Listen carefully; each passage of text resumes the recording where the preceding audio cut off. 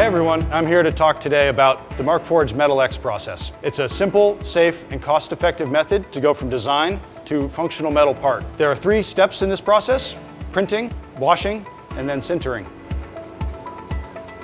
First, let's start with CAD. You design your part, then export to STL and upload into Eiger.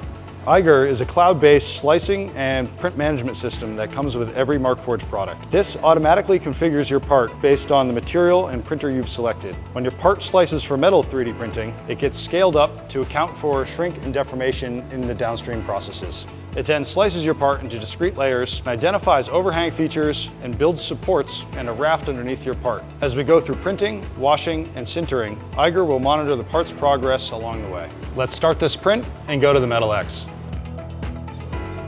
Before starting a print, the machine automatically maps and levels the bed to ensure the first layer goes down well.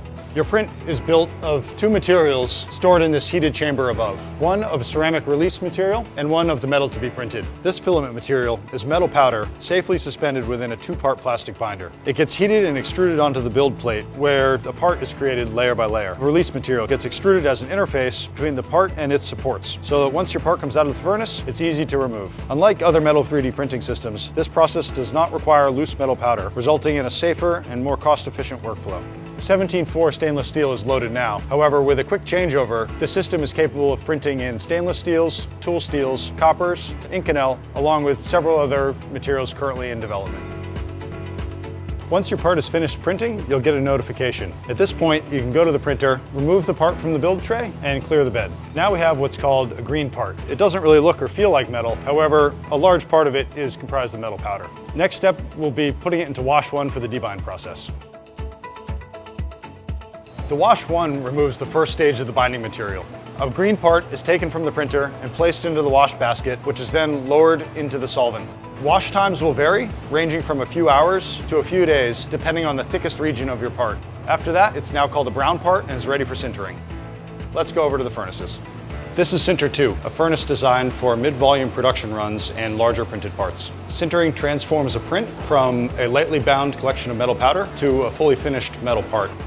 First, the temperature ramps slowly to burn away the trace amounts of remaining binding material. Then, temperature ramps closer to the melting point of the material, allowing metal particles to start to fuse together to create a strong metal part. Markforged sintering furnaces use a carbon-free retort to ensure part quality and alloy composition standards are met for our finished pieces. Each run takes about a day and can be monitored remotely using the Eiger software. Once a run is complete, the setter tray full of finished metal pieces can be removed from the furnace. Once removed from the raft, these parts are ready for use. In the furnace, the layer of printed release material between supports and the raft and your printed part remains powderized. This allows the structure to be tacked to the raft to better control shrink and accuracy throughout the process, but also an easy release after sintering.